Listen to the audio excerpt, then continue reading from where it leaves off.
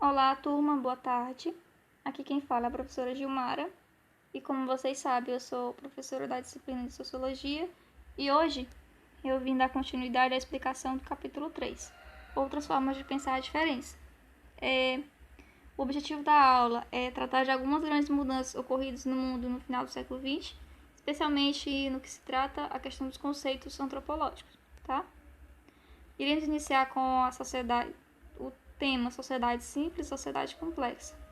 Nós vimos na aula anterior que os antropólogos do século XX eles desenvolveram conceitos para poder estudar e analisar as sociedades pequenas. Nós vimos lá os antropólogos ingleses, franceses, né? Mas, com o passar dos anos, a antropologia ela foi vendo que não existiam apenas sociedades pequenas, existiam também sociedades maiores, né? E para poder fazer uma distinção entre a sociedade pequena e a sociedade maior, eles acabaram adotando dois termos, o termo simples e o termo complexo. O simples refere-se à sociedade pequena e o complexo à sociedade maior, né? Sociedades grandes. Mas o que vem a ser uma sociedade complexa? Eu costumo explicar a sociedade complexa porque, assim, com base nela você consegue entender a sociedade simples. Ela é totalmente o oposto da complexa. A sociedade complexa seria aquela sociedade que combina uma grande escala de tamanho, a presença do Estado, uma forte diferença cultural interna e ainda uma diferenciação social destacada. Ou seja, nós podemos dizer que a sociedade complexa ela pode ser tida e vista como aquela que já alcançou um alto índice social e econômico. Como assim, professor? É aquela sociedade que você olhando para ela, você percebe que economicamente ela tem uma grande quantidade de indústria, ela tem um desenvolvimento de muitas atividades, é muito variada as formas de trabalho, né? Socialmente, ela tem dentro dela o desenvolvimento de várias áreas sociais, tecnológicos, jurídicos, culturais, como no todo, né? As sociedades complexas, elas são mais diferentes socialmente, elas são mais hierarquizadas. E a sociedade simples, ela não tem isso que tem na complexa, tá certo? Então, a nossa sociedade, se a gente for olhar, ela é vista como uma sociedade complexa, sociedade que nós vivemos. Por exemplo, a nossa sociedade é capitalista, né? Sociedade capitalista. Você vê que economicamente ela é bem desenvolvida, nós temos muitas atividades de trabalho, como professor, médico, pedreiro, mineiro, minerador no caso, enfermeiro, psicólogo. Você vê o trabalhador da indústria que tem seu trabalho muito dividido, tem aquele que desenha o sapato, tem aquele que corta o sapato, que cola, que encaixota, que transporta, tem aquele que vende. Você vê? Se você vê isso dentro da sociedade, é porque ela é uma sociedade complexa. Se você não vê isso, ela é uma sociedade simples. Outra característica da sociedade complexa é que dentro dela é possível você ver vários tipos de culturas dentro dela mesma. No Brasil, por exemplo, é possível a gente ver que dentro da sociedade brasileira nós temos lá internamente tipos de etnicidade, né? Temos a etnia indígena, a etnia negra, nós temos isso também, entendeu? Então, assim, por a sociedade complexa ser diferente da sociedade simples, os antropólogos perceberam que necessitavam de conceitos específicos para poder estudar as sociedades ditas grandes, ditas complexas, ok? Porque assim, os conceitos de cultura, de estrutura social e de função, eles não explicavam essa realidade. Então, eles acabaram criando um conceito, que foi o conceito de aculturação, para poder tentar explicar essas sociedades ditas complexas. O que vem a ser o conceito de aculturação? Por uma sociedade complexa, como eu falei para vocês, ter dentro dela vários tipos de cultura, né? Vários tipos de sociedade internamente, os antropólogos achavam que existiam dentro da sociedade, primeiro, o que é a aculturação. A aculturação é um processo que resulta do contato entre dois povos, entre duas culturas, certo? E essas duas culturas, socialmente, vai existir uma mais forte e uma mais fraca. A mais forte, ela vai impor a cultura dela para a mais fraca. E a mais fraca, ela vai assimilar a cultura do mais forte. Exemplo, o indígena aqui do Brasil e o europeu quando chega aqui. O europeu, ele é mais forte culturalmente, o indígena é mais fraco, seguindo essa teoria da aculturação. Por quê? O indígena vai acontecer o que com ele? O europeu vem aqui, vamos pegar a questão da vestimenta. O europeu chega aqui de roupa e tudo e acha super estranho o indígena estar sem roupa.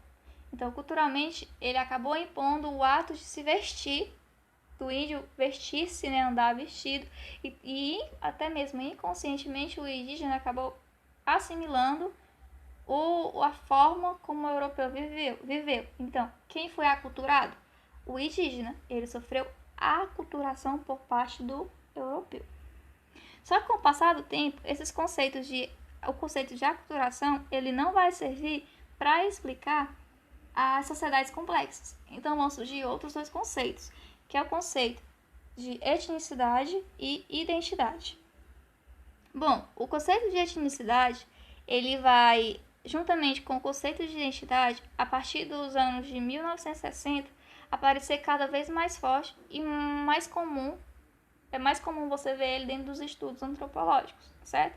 Esse conceito, eles vão ser uma contraposição do conceito de aculturação. Por quê? O conceito de aculturação é quando há uma imposição de uma cultura sobre a outra, né? É como se uma cultura apagasse a cultura do outro. O conceito de etnicidade, identidade é o oposto. É o fortalecimento da cultura da minoria em meio à cultura dominante. Onde é que nós vemos isso, professor? Nós vemos isso nos movimentos sociais, né? Constantemente. Nós vemos na mídia, nós vemos aí atualmente, há um fortalecimento da cultura negra, né? Você vê que o negro, ele é uma minoria, na verdade, ele é uma maioria fisicamente, mas que ideologicamente, culturalmente, ele era uma minoria. Tinha tudo para ser o que? Aculturado. Mas, segundo o conceito de etnicidade, o negro, dentro dos movimentos sociais, ele impõe o fortalecimento da sua cultura. Ele não aceita ser aculturado, certo? Esse é o conceito de etnicidade. Aí nós vamos ter uma escola, que é a escola de Manchester, né? Que vai ter a contribuição de Max Kluckmann e Frederick Bartman. Eles, dentro dessa escola, eles vão analisar o processo de descolonização da África e a instabilidade que isso vai provocar dentro da África, dessa descolonização, certo? Eles vão... Essa palavra tá errada, hein, Sará? Eles vão analisar essa diferença que vai começar a existir dentro da sociedade africana, porque vai começar a existir várias diferenças étnicas dentro da questão da África, né? E eles vão perceber que vai haver a autodefinição e definição do outro como diferente. Por quê? A etnicidade, ela refere-se a um conjunto de atributos ou traços, tais como a língua, a religião, os costumes, o que aproximam da noção de cultura, ou a ascendência como presumida dos membros, o que o torna próximo da noção de raça. Mas não é a mesma coisa que raça, certo? E eu falei para vocês que a etnicidade ela também vai estar muito dentro do conceito da minoria, né? Então, assim, a gente vai ter muitas minorias aqui. A gente vai ter a minoria dos negros, né? Os indígenas, dentro da nossa sociedade. E você vê que etnicamente eles conseguem impor o fortalecimento deles. Falei que constantemente a mídia mostra o negro mostrando que ele tá ali, que ele tem a cultura dele, que vai prevalecer. Você vê o indígena também nessa questão. Mas eu trago para vocês aqui o Marty, que ele tratou muito da questão da luta das minorias e lutou muito contra a questão do racismo. A ideia de minoria ela pode ser enganadora, tá, gente? Pois nem sempre significa um número menor de pessoas. Um grupo étnico pode ser maior em números, porém ele pode ser populacionalmente muito mais fraco. Muito mais fraco em termos de poder ou de participação na distribuição de riqueza. Como é o caso da África, né? Nós tivemos na África do Sul um momento que foi conhecido como apartheid, que foi uma política oficial de segregação da população negra e branca, que era estabelecida pela minoria branca da República da África do Sul, durante a maior parte do século XX. Nesse regime, a maioria branca dominava os recursos econômicos e naturais do país, excluindo economicamente e especialmente, espacialmente a população negra. O negro em número ele era muito maior, mas culturalmente ele tinha menos poder. Mas a gente vê hoje na mídia que o apartheid ele acabou, né? Mas por meio de muita luta para que isso pudesse acabar. Ó, tem essa charge, a segunda, vocês veem uma imagem de uma janelinha no vagão. É interessante porque, assim, só quem podia sentar nessa janela era quem era branco. Os negros, eles não poderiam sentar nas janelas. Então você vê aí como era um absurdo, né? Conceito de identidade. Até 1970, o conceito de identidade aparecia como um acessório. Tipo, era identidade étnica, social, identidade racial, né? Mas a partir de 70, ele vai ganhar outra conotação. É relacionada à intensa fragmentação social. Exemplo, migração, movimento político ligado à etnicidade, religião, movimentos políticos. E a globalização e os meios de comunicação, eles vão ajudar muito nesse conceito de identidade, certo?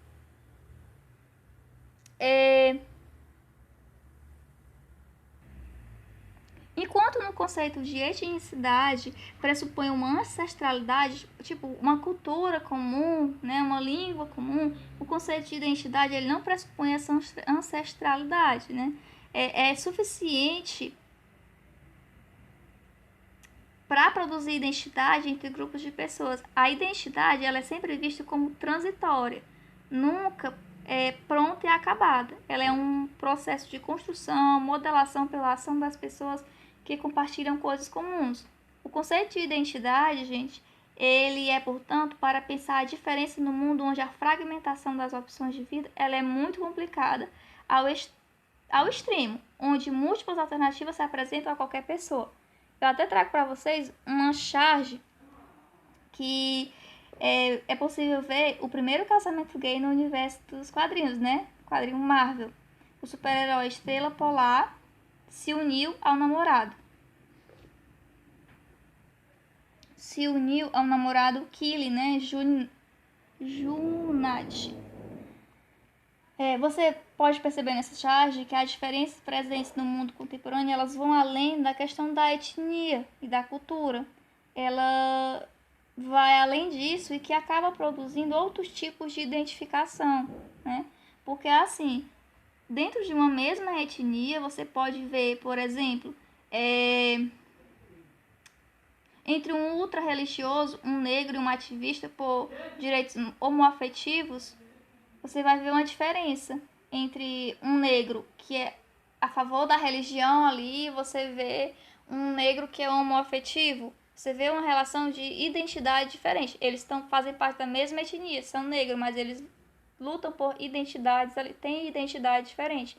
Então, esses dois conceitos eles vão estar muito atuantes dentro da formação da antropologia e são muito utilizados até hoje para poder explicar antropologicamente a sociedade. Então, assim, eu vou deixar uma atividade para vocês. Essa atividade deve ser respondida e vai valer 4 pontos, porque eu vou somar a nota de vocês com a anterior, ok? Beijos, abraços e até a próxima.